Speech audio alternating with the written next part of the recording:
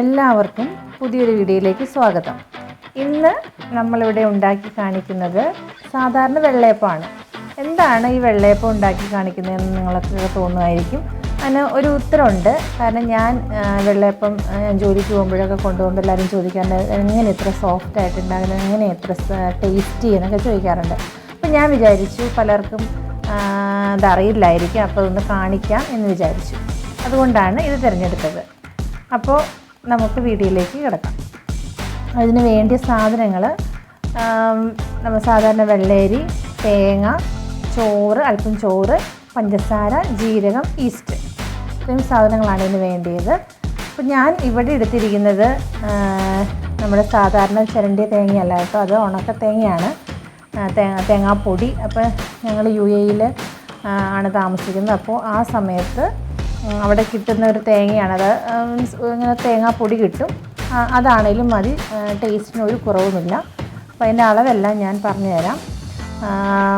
ഇത് ഈ വെള്ളയരി നമ്മൾ അല്ലെങ്കിൽ ഇപ്പോൾ നമ്മൾ വൈകുന്നേരം അരയ്ക്കുന്നതെങ്കിൽ രാവിലെ വെള്ളത്തിലിട്ട് കുതിർത്തിയിട്ട് ഒരു 5-6 മണിക്കൂർ കുതിർത്തിയിട്ട് എടുത്ത അരിയാണ്.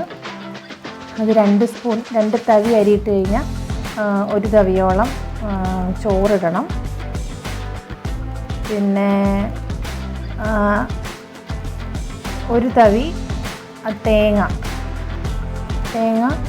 ഇത് ഉണങ്ങിയ തേങ്ങ ആയതുകൊണ്ട് അല്പം ഇട്ടാൽ മതി, 1 തവി ഫുള്ള് ഇടണമെന്നില്ല. മറ്റേ നമ്മുടെ സാധാരണ തേങ്ങ ചിരണ്ടിയതാണെങ്കിൽ 1 തവി നിറച്ചും ഇടാം.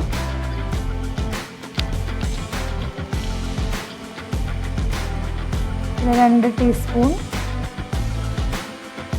പഞ്ചസാര,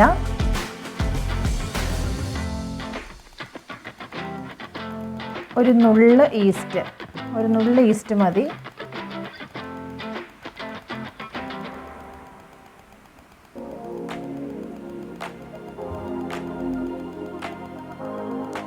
ജീരകം വേണ്ടിയവർക്ക് ചേർക്കാം, ഇഷ്ടമല്ലാത്തവർക്ക് ചേർക്കണ്ട. പിന്നെ ചില ആളുകൾ ജീരകവും വെളുത്തുള്ളിയും ചേർക്കാറുണ്ട്. വെളുത്തുള്ളി ചേർക്കുന്നവർക്ക് 2 അല്ലി വെളുത്തുള്ളിയോടെ ചേർക്കാം.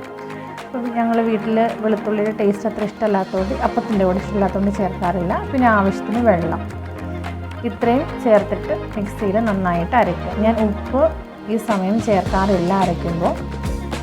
പിന്നെ നമ്മളോട് പറയാം എന്തൊക്കെയാണ്. നമ്മൾ വെള്ളത്തിൽ കുതിർത്ത അരി, അത് 5 മണിക്കൂർ 6 മണിക്കൂർ കുതിർത്തുക. വൈകുന്നേരം നമ്മൾ രാത്രി അരച്ച് വയ്ക്കാനായിട്ടാണെങ്കിൽ രാവിലെ ഞാൻ സാധാരണ ഞാൻ ഡ്യൂട്ടിക്ക് പോകുന്നതിന് മുമ്പ് വെള്ളത്തിലിട്ടും, എന്നിട്ട് വൈകുന്നേരം വന്നിട്ട് അത് കഴുകി വാരി എടുക്കും. അങ്ങനെയാണ് ചെയ്യുന്നത്. അപ്പോൾ രാത്രി ഞാൻ അരച്ച് വയ്ക്കും രാവിലത്തേക്ക് അപ്പത്തിന്. അപ്പോൾ നിങ്ങളുടെ സൗകര്യം പോലെ ചെയ്യുക. ഇനിയിപ്പോൾ 5 മണിക്കൂർ 6 മണിക്കൂർ കിട്ടിയില്ലെങ്കിൽ ഒരു 2-3 മണിക്കൂറാണേലും കുഴപ്പമില്ല. അന്നേരം കുറച്ച് ചൂടുവെള്ളത്തിൽ കഴുകി ഇട്ടാൽ മതി. പിന്നെ അരി, തേങ്ങ, ചോറ്, പിന്നെ ഈസ്റ്റ്, പിന്നെ ഷുഗർ, പഞ്ചസാര, ഇത്രയാണ് വേണ്ടത്. നന്നായിട്ട് അരച്ചെടുത്തു. നന്നായിട്ട് മിക്സ് ചെയ്ത് നമ്മളിത് മൂടി വയ്ക്കുക. അപ്പോൾ ഈസ്റ്റ് ഇട്ടിരിക്കുന്നതുകൊണ്ട് അത് പെട്ടെന്ന് പൊങ്ങും. ചിലപ്പോൾ ഒരു 2 മണിക്കൂർ 3 മണിക്കൂറൊക്കെ കഴിയുമ്പോൾ നന്നായിട്ട് പൊങ്ങും. അങ്ങനെയാണെങ്കിൽ നമുക്കിടത് ഫ്രിഡ്ജിട്ട് വയ്ക്കാം. പിന്നെ നമ്മൾ എപ്പോഴാണോ അപ്പം ചൂടുന്നത് അന്നേരം പുറത്തേക്ക് എടുത്താൽ മതി. ഇനി അഥവാ നല്ല തണുപ്പുള്ള സമയത്താണെങ്കിൽ ഇത് പൊങ്ങാൻ കുറച്ച് താമസം വരും. അപ്പോൾ നമ്മൾ ഓവർനൈറ്റ് തന്നെ പുറത്ത് വയ്ക്കുക. കണ്ടോ, ഇങ്ങനെ ഇത്രയും നന്നായിട്ട് കുളിച്ച് പൊങ്ങി കിട്ടും.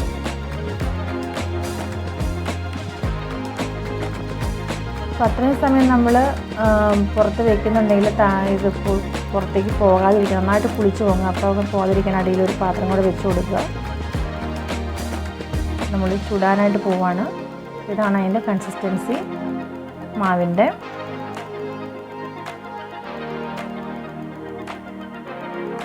അപ്പോൾ ചുടുന്നതിന് മുമ്പ് ഉപ്പിടുക, ആവശ്യത്തിന് ഉപ്പിടുക. ഉപ്പിട്ടിട്ട് നോക്കുക പാകമായിട്ടുണ്ടോയെന്ന്. എന്നിട്ട് നന്നായിട്ട് തവ വെച്ച് ചൂടായി കഴിയുമ്പോൾ ഒഴിച്ചു കൊടുക്കുക.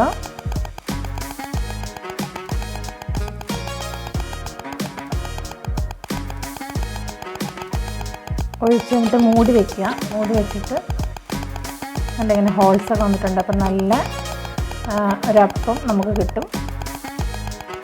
നല്ല മണമൊക്കെ വരുന്നുണ്ട്.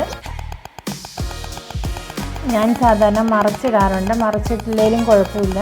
വീട്ടിൽ പിള്ളേർക്കൊക്കെ ആണെങ്കിലും അങ്ങനെ മറിച്ചിടുന്നതാണ് താല്പര്യം. അതുകൊണ്ട് ഞാൻ മറിച്ചിടും. ജസ്റ്റ് ഒന്ന് ചൂടായി കിട്ടിയാൽ മതി. ഇങ്ങനെ ഇത്രയും മുരിഞ്ഞ് കിട്ടണമെന്നില്ല. ജസ്റ്റ് ഒന്ന് ചൂടായി കഴിയുമ്പോൾ അതെടുക്കാം. ഇത്രയേ ഉള്ളൂ. നല്ല സോഫ്റ്റായിട്ടുള്ള നല്ല ടേസ്റ്റി അപ്പം. Thank you.